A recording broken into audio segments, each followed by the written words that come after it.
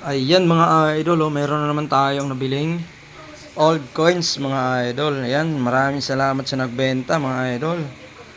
Ayan, yung mayroon po, PM lang po dahil bumibili pa rin po tayo mga idol. Ayan, ganitong mga old coins po binibili natin. Silver at saka gold. Ito naman ay gold coins. Ayan, mga silver mga idol. Ayan. Silver and gold coins mga idol. Ayan, PM lang po yung gusto magbenta ng mga old coins. Ito naman ay Philippine Spanish coins. Ito po yung ginamit sa Pilipinas dati noong 70s century po.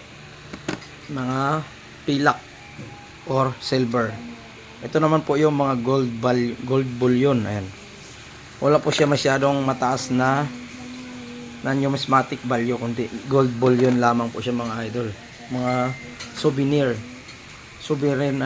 yata, mga ganun, mga gold na hindi mataas ang numismatic value niya.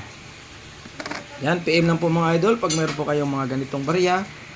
Anytime po bumibili po tayo mga idol.